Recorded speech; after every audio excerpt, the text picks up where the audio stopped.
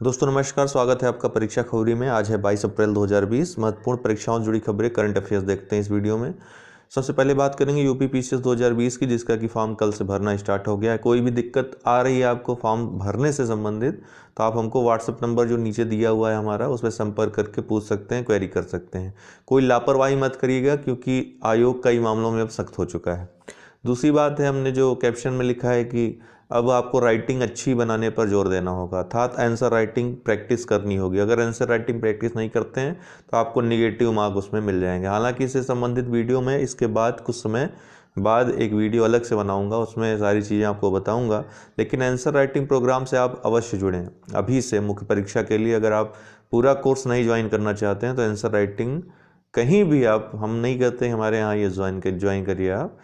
जहाँ पर daily answer लेखन, उत्तर लेखन होता है, रिमार्क बताए जाते हैं, आपको कमियां बताई जाती हैं, उसमें सुधार किया जाता है, वहाँ पे आप ज्वाइन हो सकते हैं। एक बार मैं अपना भी आपको ग्रुप दिखा देता हूँ।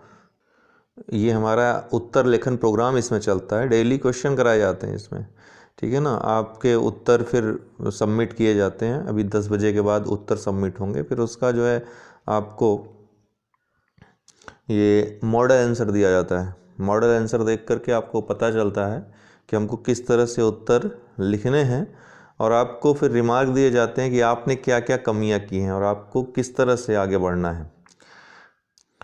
आपका ये जो भी पूरा प्रोग्राम चलेगा टेलीग्राम पे चलेगा, और वीडियो जो इससे संबंधित आएंगे, वो जो दूसरा चैनल हमारा नया चैनल बना है मुख्य परीक्षा का, अभी उस पर भी जो परिचय वीडियो है लोग आज से पढ़ाना शुरू कर देंगे, तो आप वो फॉलो अवश्य करें। खासकर इंग्लिश वाले जो हैं उनके लिए विशेष फ़ायदेमंद होगा, क्योंकि इंग्लिश के लिए भी क्लासेस उसमें चलेंगी। और मुख्य परीक्षा में दोनों भाषाओं में, हिंदी इंग्लिश दोनों में क्लासेस वहाँ पर चलेंगी, तो आप वहाँ से लाभ ले सकते हैं। इसमें सिर्फ प्रीलिम्स के लिए रखेंगे, यूपी पीसीएस यूपीएससी प्रीलिम्स को ये मतलब लक्षित करके ये चैनल अब चलाया जाएगा। सीटों की बात करें तो सीटें बढ़ेंगी, निश्चित रूप से बढ़ेंगी, साफ साफ लिखा हुआ है। और मैंने पहले ही बताया था कि अध्याचन कोविड-19 की वजह से, चूँकि लॉकडाउन है तो विभागों से नहीं आ पाए हैं, तो जब आ जाएंगे, अर्थात आपके जब भी परिणाम आएंगे उसके पहले तक आ जाएंगे निश्चित रूप से, तो सीटें आपकी अच्छी खासा मात्रा में जो है बढ़ जाएंगी, क्योंकि खाली हैं। अध्याचन थे और वही अध्याचन वापस आएंगे, इसलिए सीटें बढ़ेंगी। दूसरी बात है कि वो तो मैंने बता ही दिया आपको। कोई प्रॉब्लम आ रही है तो हमसे पूछ लीजिए। कोई भी गलती मत करिएगा फॉर्म भरने में। काफ़ी लोग मिस्टेक कर देते हैं, फॉर्म रिजेक्ट हो जाता है, तो पछताने के सिवा कुछ बचता नहीं। 1 साल आपका पूरा बर्बाद हो जाएगा। और सोचने समझने का समय नहीं है, एग्ज़ाम कब होगा इस पर भी विचार मत करिए। देखिए 21 जून को एग्ज़ाम संभव तो नहीं है होना, लेकिन वर्तमान में अध्यक्ष कुछ भी करा सकते हैं। 3 मई को अगर लॉकडाउन समाप्त हुआ तो वो करा सकते हैं अगर चाहें तो, ठीक है। फिलहाल तो संभव नहीं है, आयोग के लोगों के द्वारा भी यही बात कही जा रही है कि संभव नहीं है, लेकिन वो भी यही बात कर रहे हैं जो मैं आपसे कह रहा हूँ, जो दोबारा मैं नहीं कहना चाहता हूँ। अब आप समझ रहे हैं, इतने दिनों से जो देख रहे हैं उससे आपको स्थितियों का तो पता चल ही रहा होगा। पहले जैसी निश्चितता नहीं रही, निश्चित रूप से कुछ नहीं कहा जा सकता है।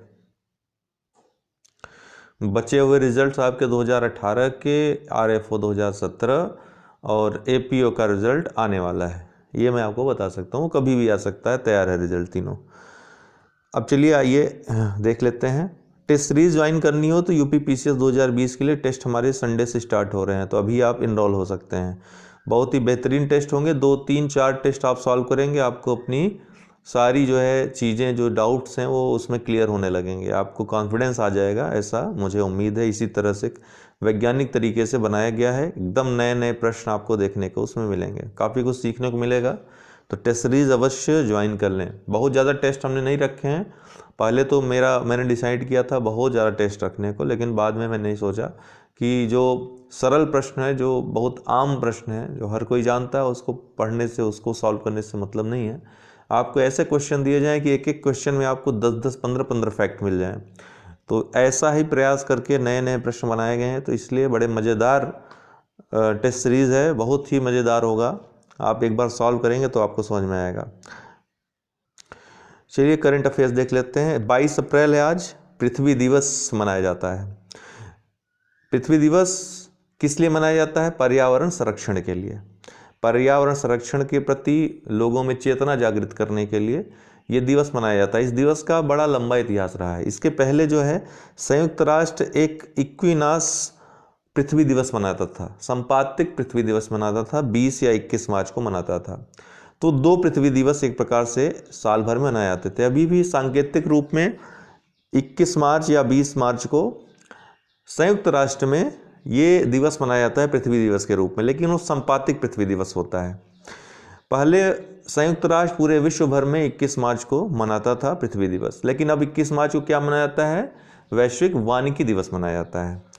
तो बाद में 1970 में ये परंपरा टूटी और सिर्फ 22 अप्रैल से ही विश्व भर में पृथ्वी दिवस मनाया जाता है। जेराल्ड नेल्सन जो कि यूएसए के सीनेटर रहते हैं, उन्होंने पर्यावरण शिक्षा के रूप में इसकी शुरुआत की थी। बाद में ये बहुत बड़ा जन आंदोलन बन जाता है। 1970 में ही पब्लिक इकट्ठा होकर के जगह जगह प्रदर्शन करने लगती है और इस आंदोलन को, इस पृथ्वी दिवस के थीम को बहुत ज़्यादा समर्थन मिलता है।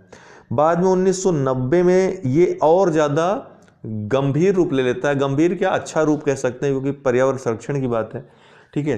तो ये बहुत ही व्यापक हो जाता है और इसी के फलस्वरूप 1992 में जो रियो डी जेनेरियो में यूएनओ के द्वारा जो यूएन कॉन्फ्रेंस होता है, जो संयुक्त राष्ट्र जलवायु परिवर्तन शिखर सम्मेलन होता है, ये इसी के प्रभाव स्वरूप ही कहा जाता है, होता है, इसीलिए इसका नाम पृथ्वी सम्मेलन रखा जाता है, ठीक है ना। तो 22 अप्रैल का बहुत महत्व है, पृथ्वी दिवस इस दिन मनाया जाता है।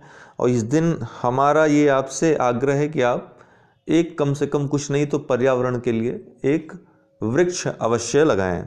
ये हमारी तरफ से आपसे आग्रह है। लेदर बैक्स ये काफ़ी चर्चा में है कल से। क्यों चर्चा में? क्योंकि ये दुनिया का सबसे बड़ा समुद्री कछुआ है और IUCN के रेड डाटा में कमज़ोर प्रजातियों में इसको शामिल किया गया है, ठीक है। कमज़ोर प्रजाति, कमज़ोर या असुरक्षित जिसको कहते हैं, असुरक्षित प्रजाति में इसको शामिल किया गया है। थाईलैंड के समुद्री तट पर बड़ी संख्या में इसके घोंसले पाए गए हैं, जो कि अभी खाली है समुद्री तट, लॉकडाउन की वजह से वहाँ भी लॉकडाउन है, इसलिए वहाँ पर अभी हाल ही में एक अध्ययन समूह गया था, उसने देखा कि ढेर सारे घोंसले पाए गए समुद्री तट पर लेदरबैक्स के। तो लेदरबैक्स क्या है पूछ सकता है एक लाइन में? दुनिया के सबसे बड़े समुद्री कछुए हैं। IUCN की रेड डाटा, अब IUCN क्या है कई बार हम बता चुके हैं आपको सुबह वाले वीडियो में, international union conservation of nature, अर्थात अंतर्राष्ट्रीय प्रकृति संरक्षण संघ। इसका UNO से कोई मतलब नहीं है डायरेक्ट, ये स्वतंत्र संस्था है, अंतर्राष्ट्रीय संगठन है। अक्टूबर 1948 को इसकी स्थापना हुई। इसका मुख्यालय ग्लैंड में है, स्विट्जरलैंड में। और विश्व के जो सबसे विकट पर्यावरण और विकास संबंधी जो चुनौतियां होती हैं उसके समाधान हेतु देशों की सहायता के लिए इस संगठन का निर्माण हुआ। कब? अक्टूबर 1948 में। 1963 में इसने रेड डाटा बुक का गठन किया, रेड डाटा एक सूची का गठन किया और 1969 से प्रतिवर्ष ये प्रकाशित होती है, ठीक है। इसको 9 श्रेणियों में विभाजित किया गया है, मुख्यतः 3 श्रेणी में, एक तो गंभीर, एक तो विलुप्त, दूसरा संकटग्रस्त और तीसरा कम संकट में, या जिनको कहते हैं तीसरा जो है कम संकट या कम जोखिम, ठीक है। इन 3 भागों में विभाजित किया गया है। कुल 9 जो है, जैसे कि विलुप्त में आपका विलुप्त है, जंगल से विलुप्त है, 2 हैं। संकटग्रस्त में आपका गंभीर विलुप्त प्राय और असुरक्षित है। तो इस तरह से कुल 9 श्रेणियों में विभाजित किया गया है। हालांकि थाईलैंड से ये विलुप्त माने जा रहे थे, लेकिन हाल ही में समुद्री तट पर पाया जाना एक रोचक विषय बन गया है। लेदरबैक्स, ये नाम याद रखिएगा, डायरेक्ट पूछ सकता है। उत्तर प्रदेश सरकार और गूगल ने एक समझौता किया और मिलकर के खाद्य संकट को समाप्त करने के लिए भू टैगिंग का उपयोग करने वाला पहला राज्य बन गया। भू टैगिंग क्या होता है? जैसे कि आपके मोबाइल में एक ऐप होता है भू टैग करके, ठीक है ना, या गूगल अर्थ होता है। इसके माध्यम से टैग करना, ये पहचान करना, भू टैग, जहाँ जहाँ जो है राशन की दुकानें हैं उनको वहाँ पर टैग एक लगा देना, जिससे उनकी पहचान हो सके, ठीक है। लोग अपने ऐप के माध्यम से जान सकें कहाँ कहाँ राशन की दुकानें हैं, कहाँ कहाँ खाने का सामान है, कहाँ पर भोजन की व्यवस्था है। तो ये सिस्टम अपनाने वाला उत्तर प्रदेश भारत का पहला राज्य बन गया है। गूगल के साथ इसने समझौता किया है। गूगल की बात करें तो गूगल एक इंटरनेट सेवा प्रदाता कंपनी है जिसकी मालिकाना जो मालिक है इसका, उसका नाम गूगल इंक है। इसकी स्थापना सर्जे बिन और लैरी पेज ने की थी। कब की थी? 4 सितंबर 1998 में। इसका मुख्यालय माउंटेन क्यू में है। कहाँ पर? कैलिफोर्निया, यूएसए में। वर्तमान में इसके जो सीईओ हैं भारतीय अमेरिकी सुंदर पिचाई हैं। ठीक है, सीईओ वर्तमान में। आगे बढ़ेंगे। कपिल देव त्रिपाठी राष्ट्रपति के नए सचिव नियुक्त हुए हैं, तो पूछा जा सकता है नियुक्ति में एक प्रश्न, वन लाइनर। डेपो रिजो पुल, ये देखिए सबसे पहली बात तो याद रखिए, सुबनसिरी नदी पर यह पुल खड़ा किया गया, सुबनसिरी नदी पर। अब ये सुबनसिरी नदी है कौन, ये कहाँ बहती है? तो सुबनसिरी नदी दोस्तों ये तिब्बत से निकलती है, हिमालय की तलहटी से, तिब्बत से, फिर ये असम में आती है और फिर अरुणाचल प्रदेश में।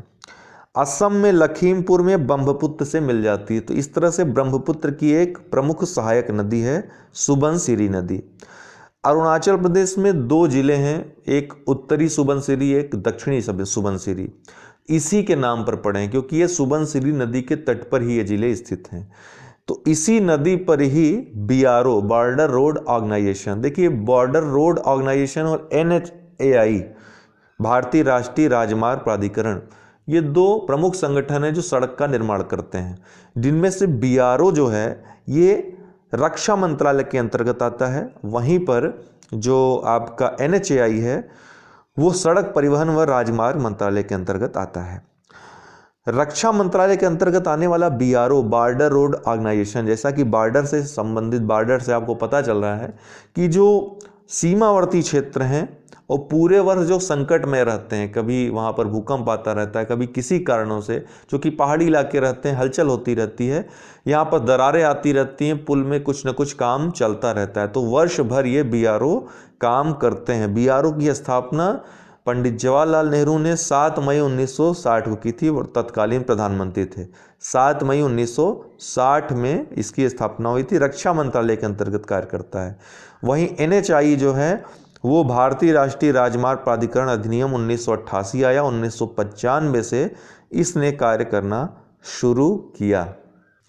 पुल की लंबाई पूछ सकता है तो 430 फीट लंबा है और मात्र 27 दिनों में, समय मिला था 60 दिनों में कंप्लीट करने का, लेकिन दिन रात काम करके मात्र 27 दिनों में ही इन्होंने ये काम कर दिया, ये पुल खड़ा कर दिया, डेपो रिजो पुल।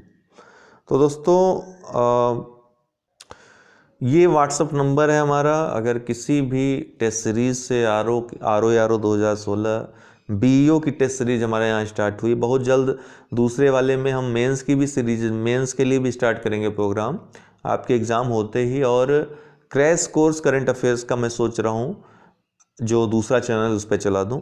ठीक है, तो क्रैश कोर्स करंट अफेयर्स का चूँकि बहुत महत्वपूर्ण है, वो बहुत महत्वपूर्ण भूमिका निभाएगा आपके BEO RO सबके लिए, तो वो क्रैश कोर्स मैं स्टार्ट करवा सकता हूँ, उसके बारे में सोच रहा हूँ।